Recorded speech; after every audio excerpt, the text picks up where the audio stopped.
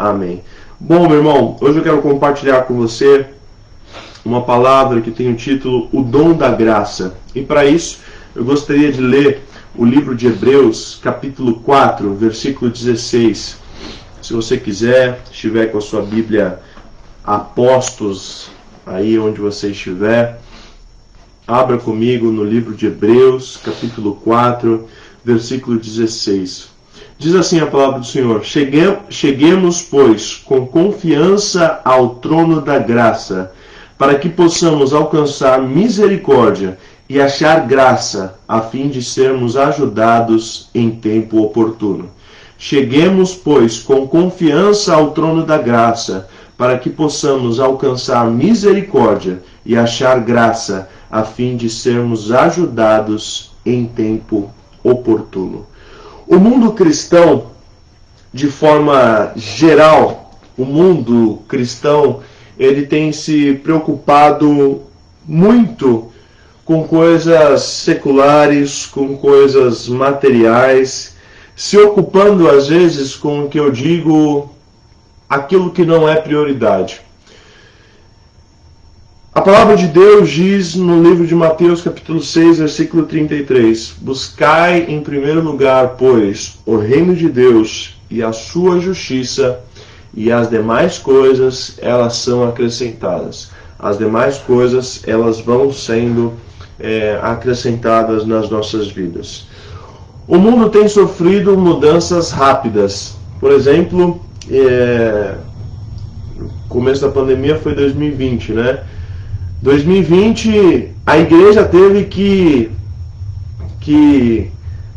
correr para se atualizar. Quem não tinha um programa de YouTube, quem não tinha um canal no Facebook, quem não tinha uma câmera, teve que correr atrás para conseguir fazer pelo menos os cultos ali presenciais. Então, o mundo tem sofrido mudanças rápidas, frequentes, e nós, como igreja, nós temos que estar em mudança também. Nós temos que nos atualizar no sentido, não atualizarmos a palavra do Senhor, não atualizarmos esse tipo de coisa, mas nos atualizarmos para transmitir o Evangelho de forma compreensível a essa sociedade que está a todo tempo em constante mudança.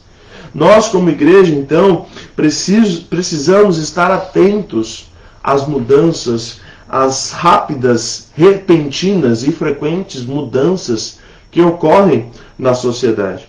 O Espírito Santo, ele nos dá a sensibilidade necessária para saber quais as necessidades e prioridades do mundo atual. Então, pastor, você está falando que a gente tem que mudar tudo. Não estou falando isso. Eu estou falando que a igreja, como porta, como canal, como meio para conhecer Jesus, nós precisamos de uma forma com que a sociedade compreenda a palavra que a gente tem pregado.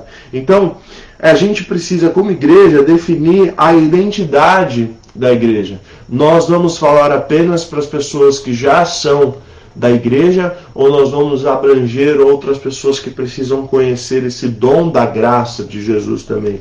Aqui a palavra de Deus diz: Cheguemos, pois, com confiança ao trono da graça, para que possamos alcançar misericórdia e achar graça, a fim de sermos ajudados em tempo oportuno.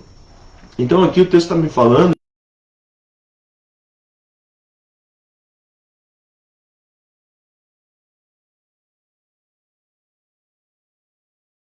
Deus misericórdia, para que elas possam alcançar em Jesus, em Deus, graça, a fim de serem ajudadas aonde elas precisam. Então nós como igreja, por exemplo, nós como igreja local aqui em Santos, nós precisamos, de acordo com os desafios que a cidade de Santos apresenta, nos colocar como solução, nos colocar como canais, nos colocar como pontes, para que as pessoas alcancem misericórdia e graça que vem da parte do Senhor.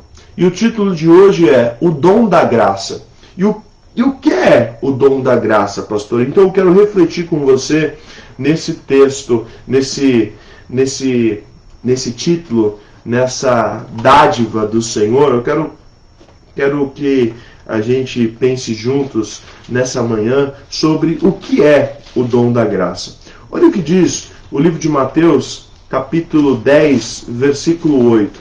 Mateus, capítulo 10, versículo 8.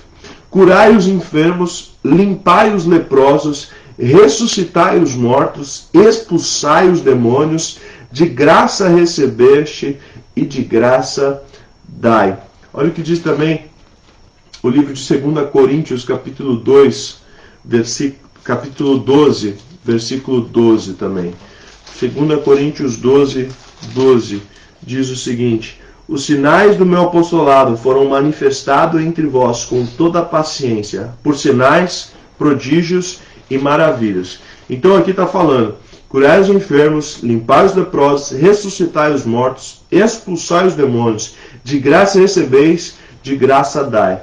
E aqui nós lemos: os sinais do meu apostolado foram manifestados entre vós com toda a paciência, sinais, prodígios e maravilhas. Dom é uma capacidade específica, dom é um presente. Existem dons que são talentos naturais que cada pessoa tem. Por exemplo, tem aquela pessoa que nasce com dom para música, tem aquela pessoa que nasce com dom para algo específico. Então, os dons, eles podem ser descobertos com experiência ou eles podem ser descobertos com o tempo. Você vê, poxa, aquela pessoa tem uma facilidade muito grande em determinada área da sua vida. O dom, ele sempre vai ser algo gratuito, algo de graça. Por mais que se pague para aprender algo, se eu não tiver dom, não vai fluir. Se eu não tiver dom, ouvido para aquilo, disposição para aquilo, não vai fluir. É pela graça de Deus que nós recebemos o dom e a capacidade de fazer qualquer coisa. Então, em toda a Bíblia, como nós vemos aqui, nós vemos homens e mulheres chamados por Deus receberem um dom do Espírito Santo. Então aqui é claro, em 2 Coríntios 12, 12, os sinais do meu apostolado foram manifestados por vós entre vós com toda paciência, sinais, prodígios e maravilhas. Então aqui está falando de sinais, maravilhas, prodígios. Aí aqui em Mateus está falando: curai os enfermos, limpai os leprosos, ressuscitai os mortos. Ou seja, Jesus está falando aqui de coisas, de sinais, de maravilhas, de prodígios. Mas de graça recebeste e de graça dá. Isso aqui não é um dom que vem da pessoa, não é a pessoa que tem o poder. Esse dom, ele veio do Senhor. Então, aqui existe algo para exercermos o nosso chamado. Então, hoje a igreja, ela trabalha pelo reino de Deus. Hoje nós trabalhamos para o reino de Deus.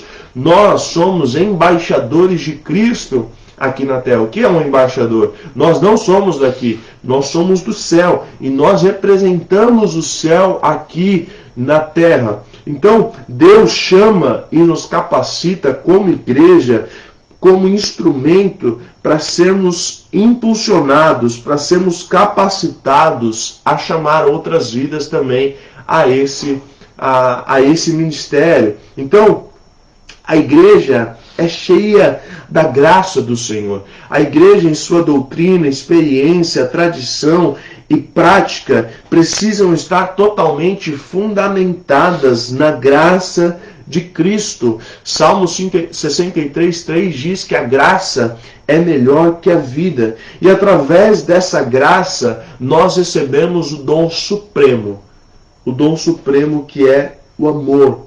O mesmo amor que fez com que Deus entregasse o seu Filho aqui para morrer por nós, o mesmo amor que fez com que Deus criasse o mundo, desse o seu Filho para redimir a humanidade e que hoje nos move também, o que hoje nos possibilita sermos adotados nessa família de Deus. Então, a missão da igreja deve ser amar gratuitamente como amou Jesus. 1 João 4,19 diz: nós amamos porque Ele nos amou primeiro. Então, o dom O dom vem da graça de Deus. Quando nós fazemos qualquer coisa, curamos enfermos, limpamos os leprosos, ressuscitamos mortos, expulsamos demônios, pregamos a palavra, cuidamos da igreja, servimos aqui na casa do Senhor, nós fazemos isso pelo dom da graça de Deus. Amém?